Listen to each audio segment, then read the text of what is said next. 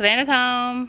I can't remember if I filmed a video saying that Savannah was gone, but she left me here all by myself for like 5 days.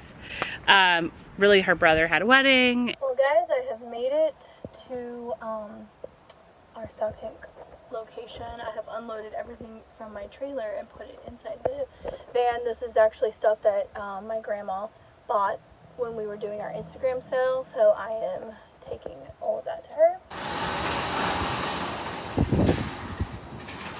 Alright, so here are some of our stock tanks. This is a deep, you can't really even see all of them because of the way it's in here, but like this stack of 3, I'm taking 2 of those home with me. Goal is to move these front ones around in a way that allows me to get my trailer in here so I can leave it here for the entire few days that I'm here for the wedding, because I don't want to lug that thing all the way around.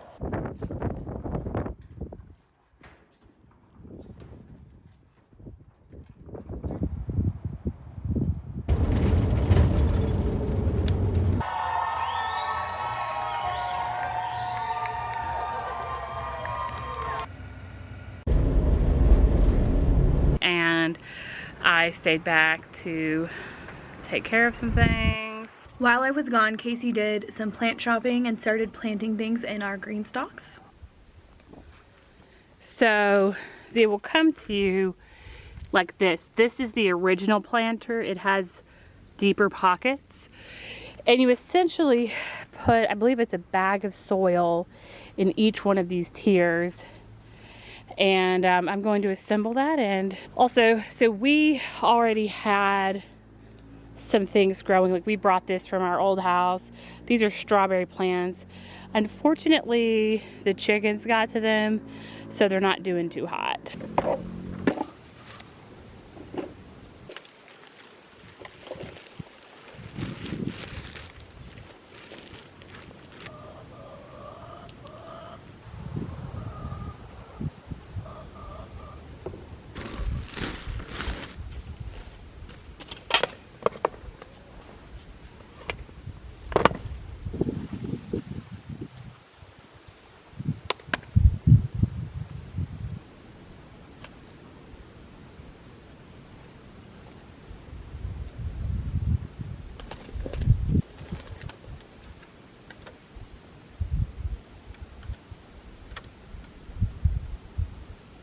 All right, so here she is. Not super full right now, but I've got kale, collards, chives, lavender, spinach, strawberries, parsley.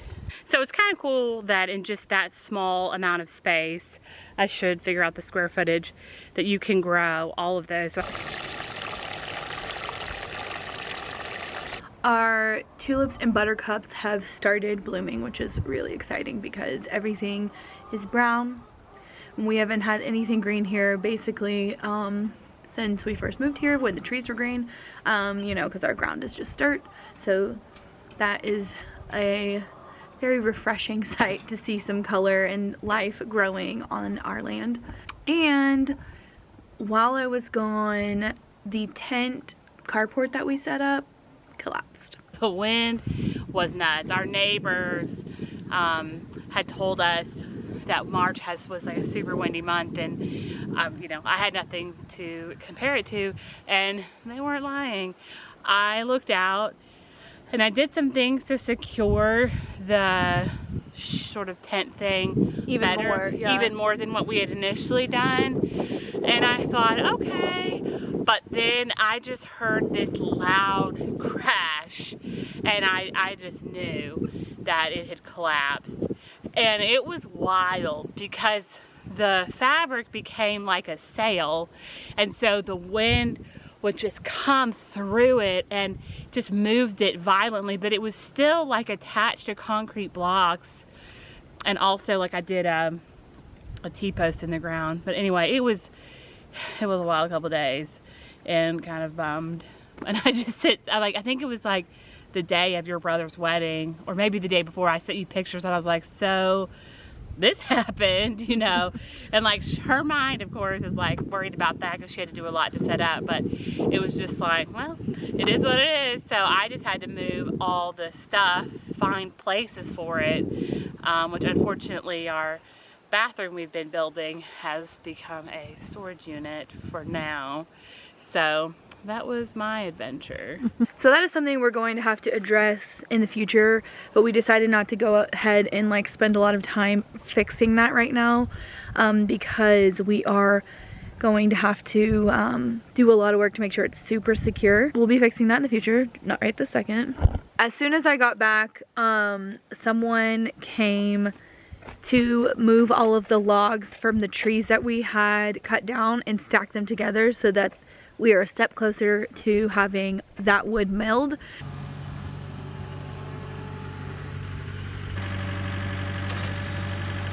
We still have to pull some logs out of the deep woods, and that's going to be interesting. Not doing that today, but once we do that, we will be good to go to get the wood milled.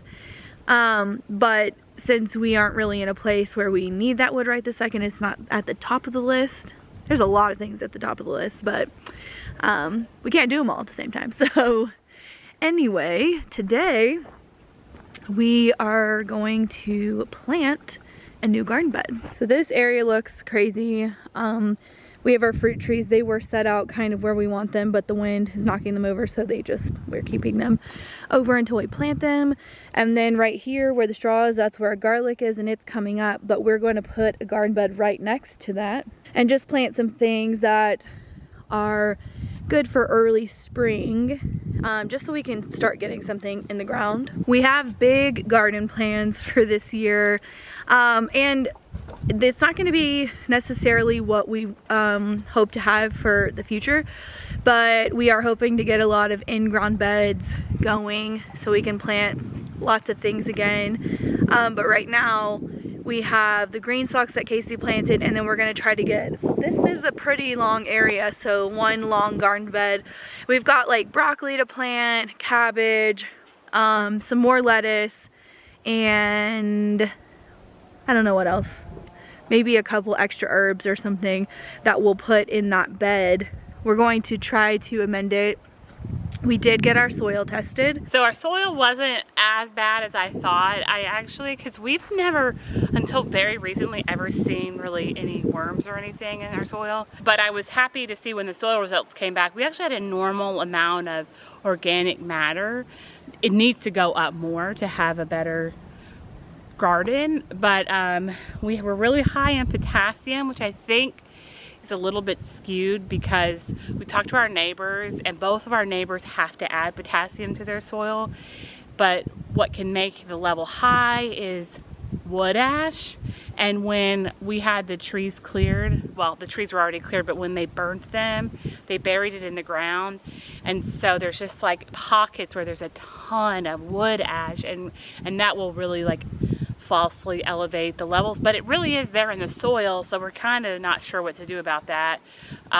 We need more nitrogen. Overall it was like, okay, through the University of Tennessee's website, they kind of tell you exactly what you need to add, so we'll have to keep an eye on it, because I don't know that the potassium out here where those logs weren't burnt will be that high. We have a sandy loam. Loam is like the best soil that you can have. We'll probably never get rid of the sand, but we didn't have as much clay as we thought. We only have 18% clay, and I thought that number was going to be a lot higher, so I was actually pretty pleased with the texture results. In Nashville, our soil was like pure clay. I mean, there was obviously other stuff. It seemed like pretty good soil, honestly, but it was way more clay concentrated than we are here. So yeah, I felt good about the soil too, because I think having more sandy soil is easier to kind of turn into really good soil than if you have a ton of clay. Like, clay is just really hard to work with. So happy about that. Now we just need to figure out how we're going to do this garden bed. We are going to need fencing very soon, because this is what the dogs do to our garden. particularly Hazel. This is our one garden bed that's planted in the ground, and Hazel likes to sit on here and bring the soccer ball. Here we are, just smashing the garlic.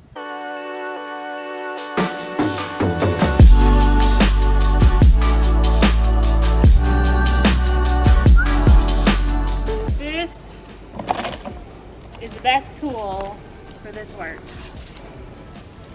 It's like it says it's like a 10-prong garden fork or something like that. If you've ever tried to pick up wood chips with a shovel, you really can only do it with like a pointy one. You just can't get that many.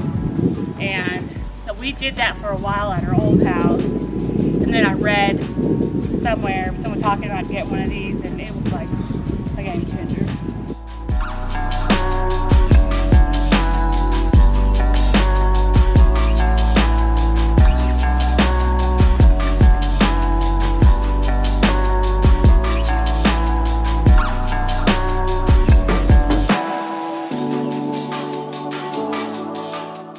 So these are the wood chips that we got from those trees that we got cut down. They, you know, chipped up a lot of the branches. So we're going to use that for a pathway in between this garlic bed and the new bed that we will be planting. Also, under where we just put these wood chips, there is clover coming up. It's hard to see, but it's there. And this is the stuff that we planted very terribly and very patchy, but it's coming back, which is pretty exciting, except this is not where we want it now.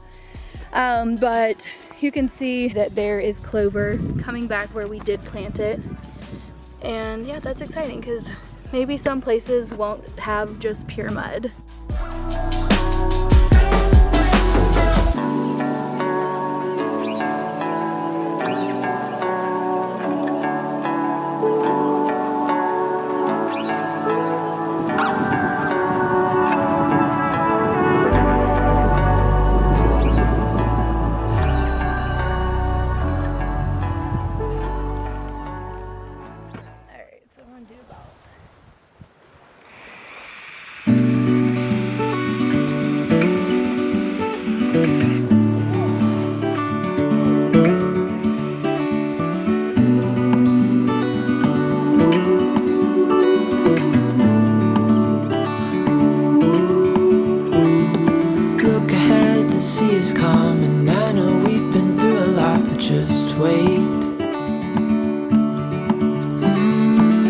For better days to come and carry us like wind in our sails.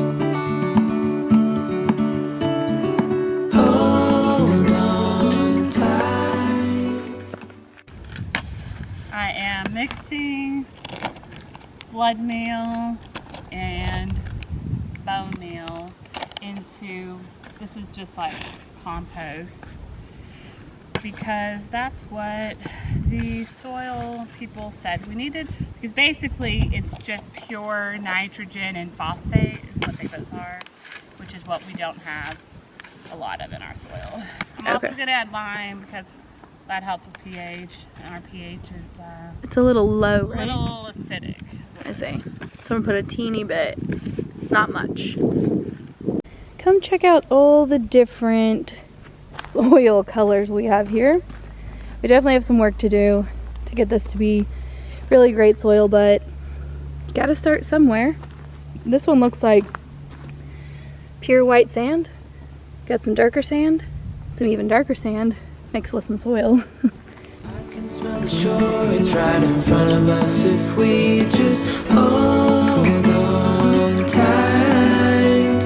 This vision that I saw. I wanted to show you, this is Swiss chard bright lights, and it came in this box, all of these.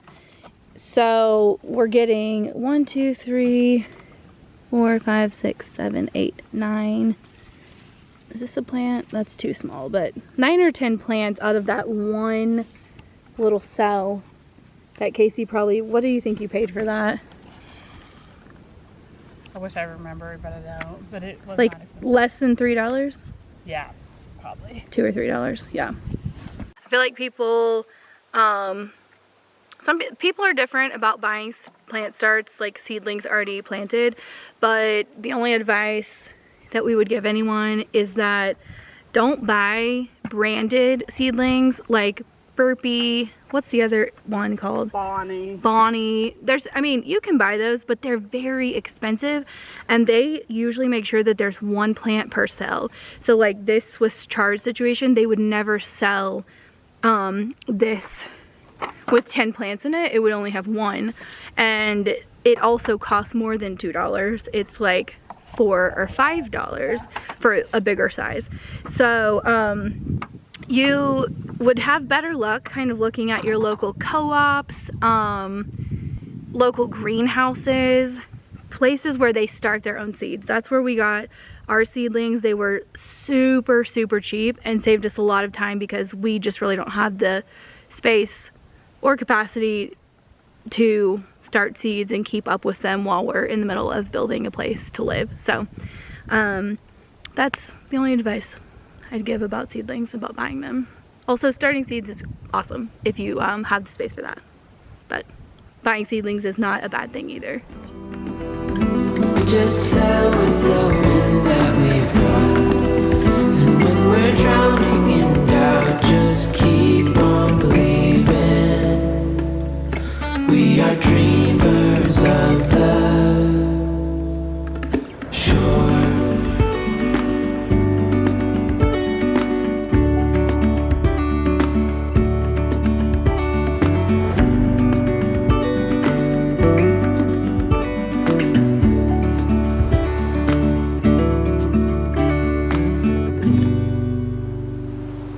Casey is mulching. We're running out of compost and we're gonna get more, but she's using what we have to mulch what we just planted, and eventually the whole bed will be mulched. We just don't have enough right now. This one is done, and I am putting some insect netting over it. For mainly, we're trying to keep the dogs and chickens from digging this up because we don't have a fence yet, but also there's a lot of brassicas in here, so eventually we're going to want the insect protection. But we only have this one. We just already had this one, so we need to get a couple more. The chickens shouldn't have access, but two keep flying over, and so over their fence. Over the fence, and then the cats, you know, they're cats, so they do whatever they want. Yeah. And so the dogs when they come out. Ideally, we would have some of those like metal hoops to try to keep the netting, like, because how the netting's gonna be, like, dogs and cats can still walk over it and mess it up. So if we had those hoops, it would just kind of be a better barrier, which maybe I'll look into getting some of those. But we just had this netting, so yeah. Okay, so down here we have a sage plant. We have kale, like a purple kale, and arugula. And then we have lots of Swiss chard in the multicolor. And then we have lots of cabbage, different varieties. This is all cabbage. The one on the end is red cabbage. And they're all various, you know, sizes. Over here we have Brussels sprouts in the beginning. Then we have broccoli and cauliflower. And then we have this celery that is, what is it called? Easy leaf. Easy leaf. So it's more for kind of like the leaves, and the stems are little, more like an herb, but celery. And then this is all leeks.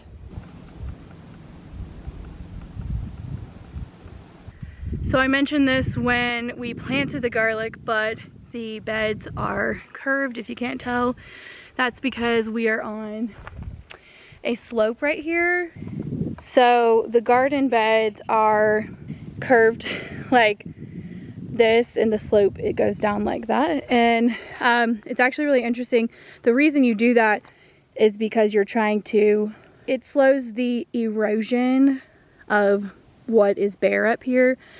And when we planted the garlic, and there were kind of after it had been in for a little bit, it rained a lot, and you could see where the sand had washed down, but it stopped right at the garlic bed.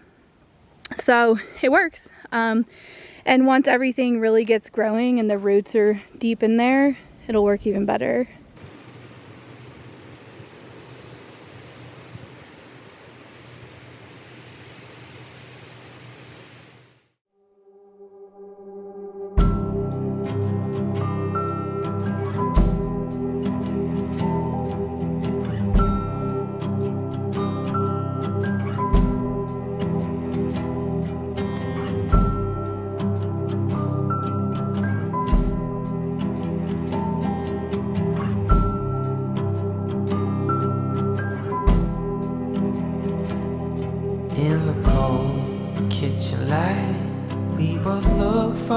sign, and you say these are troubles of mine.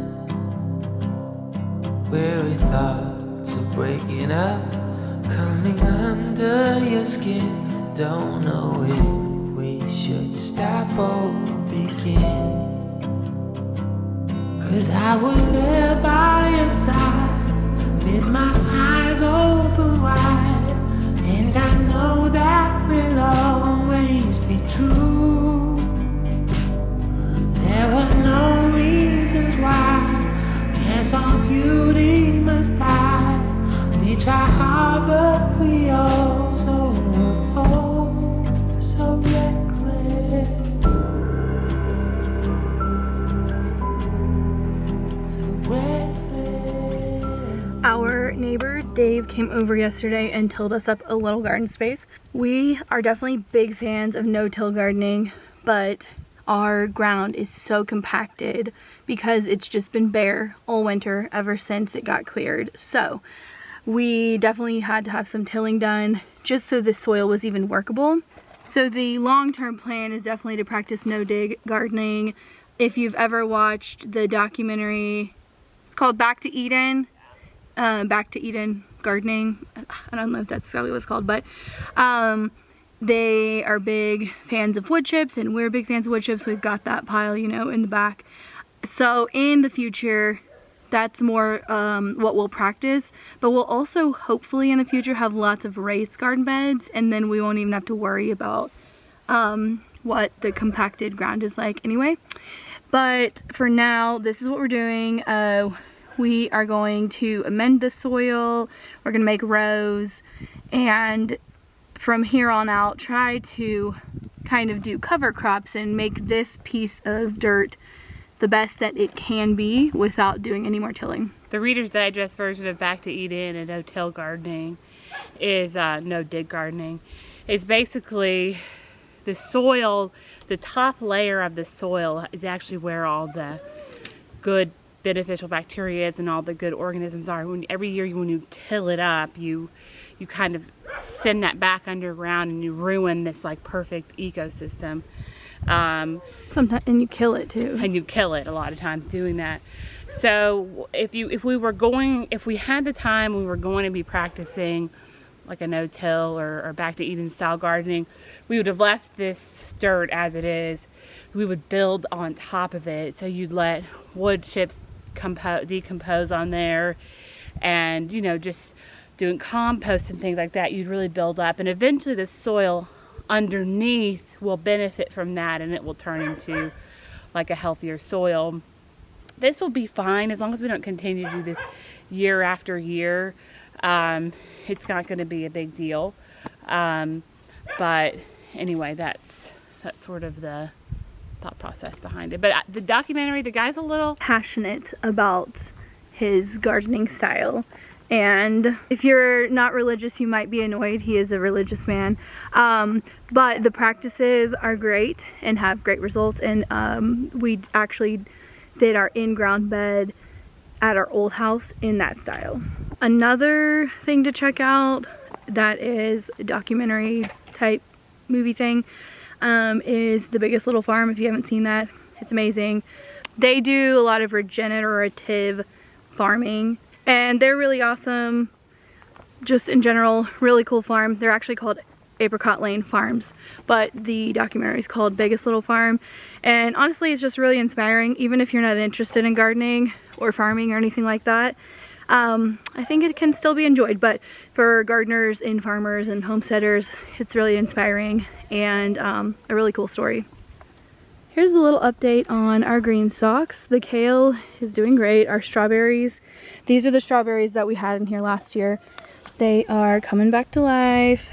Well, you know, they weren't dead, but here's one that is definitely thought was not alive anymore, but it's coming back. And all the stuff that Casey planted is doing really great. I feel like we could have enough lettuce soon to make one tiny salad. But for the most part, everything's doing great except for these little down here. That's what, when the chickens get out, they get into these right here. but other than that, looking great. We had them at our old house and brought them here, and it's a way that we've been able to plant something even before our ground was ready. And if you want any green stalks, if you plan on buying one, you can use our code, just all caps, Hey Wanderer, and you can get a little discount on whatever you order. Right now they're doing free shipping until April 18th.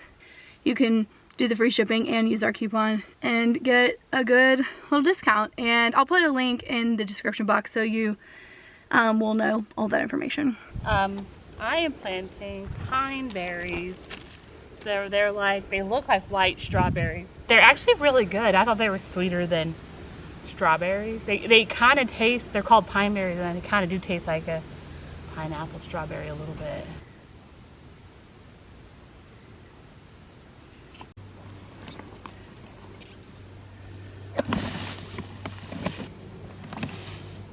And now I need to finish these 2 beds. So on our garden that we did, the first one we did in ground without tilling, I am putting these hoops over them with some bug netting to make sure, just really all it does is deter the dogs and the cats.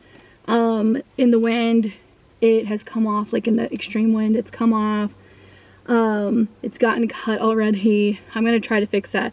But what I'm doing for the hoops, I'm just I had some of this 9-gauge wire already, and I was like, I think I could just, you know, bend that into a hoop.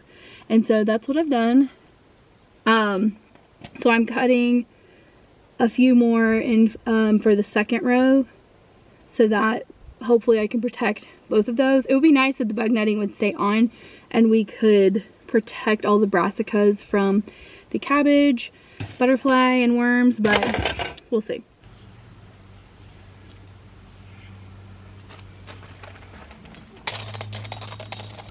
And then there's just like been strange amount. Poor neglected. Like, is it some kind of... I gotta get off this log. It's hurting my... Pepper.